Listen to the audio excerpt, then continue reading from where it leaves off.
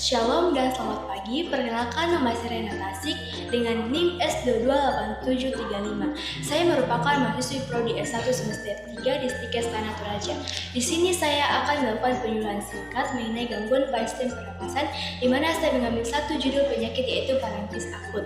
Faringitis akut atau acute pharyngitis merupakan peradangan pada laring yang terjadi kurang dari 7 hari. Kadang juga disebut sebagai radang tenggorokan. Radang ini biasa disebabkan oleh virus atau bakteri yang menyebabkan daya tahan tubuh yang lemah. Faringitis biasanya disebabkan oleh bakteri Streptococcus.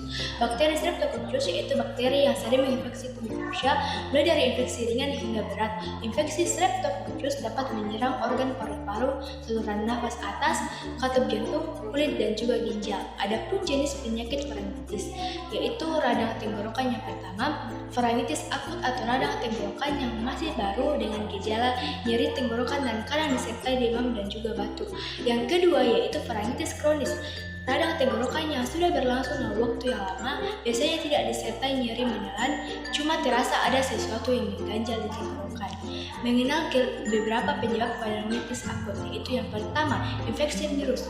Virus adalah penyebab faringitis akut yang paling umum. Ada beberapa jenis penyakit infeksi virus yang paling sering menyebabkan faringitis yaitu batuk, pilek, flu, dan juga COVID-19. Penularan penyakit ini dapat terjadi melalui percikan air liur saat penderitanya batuk dan bersin dan menyentuh permukaan benda yang terkontaminasi. Yang kedua yaitu infeksi bakteri. Bakteri Streptococcus dan Corynebacterium diphtheriae adalah jenis bakteri yang bisa menyebabkan faringitis akut.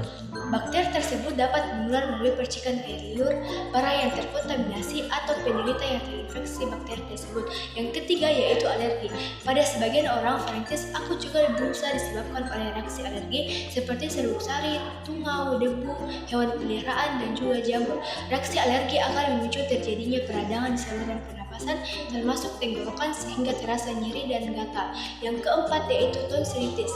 Penyebab faringitis akut lainnya adalah tonsilitis. Kondisi ini terjadi ketika amandel, yaitu dua jaringan lunak yang berada di tenggorokan mengalami peradangan akibat infeksi bakteri atau virus. Yang kelima yaitu reflux asam lambung.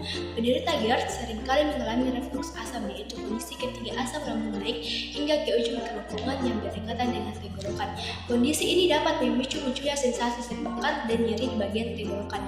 Yang keenam yaitu gaya hidup. Faringitis akut juga dapat dipicu oleh gaya hidup, seperti kebiasaan mengonsumsi makanan dan minuman yang terlalu panas, karena suhu yang terlalu panas dapat menyebabkan iritasi pada lapisan tenggorokan sehingga dapat menimbulkan rasa nyeri. Yang ketujuh yaitu penggunaan pita suara secara berlebihan. Berbicara atau berteriak terlalu kencang bisa menyebabkan pita suara menegang dan memicu terjadinya laringitis atau peradangan kotak suara.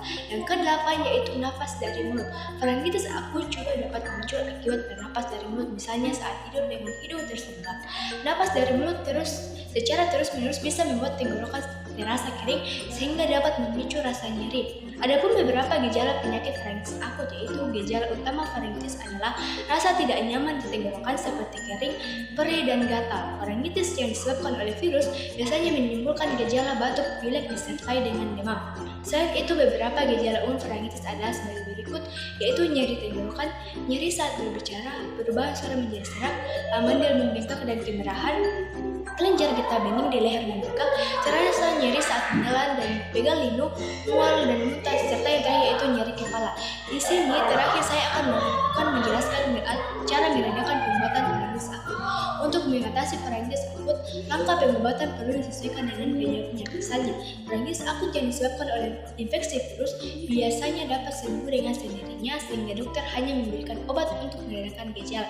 Bila faringitis akut disebabkan oleh kondisi lain, berikut ini adalah beberapa obat yang dapat digunakan untuk meredakan faringitis, yaitu antibiotik untuk meredakan faringitis akut disebabkan oleh infeksi bakteri. Yang kedua yaitu antihistamin untuk meredakan gejala alergi.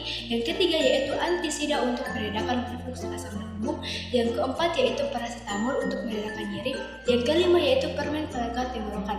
Selain menggunakan obat untuk meredakan peradangan di tenggorokan, Anda pun dapat melakukan perawatan di rumahan seperti minum minuman hangat seperti seperti teh dengan lemon dan madu, menghindari mengkonsumsi makanan dan minuman yang dapat memicu iritasi tenggorokan seperti pedas, terlalu panas, atau terlalu asin, mengistirahatkan suara dengan tidak berteriak dan bernyanyi, berkumur dengan air garam dan hangat, menggunakan alat pelembab udara terutama saat di ruangan ber-AC.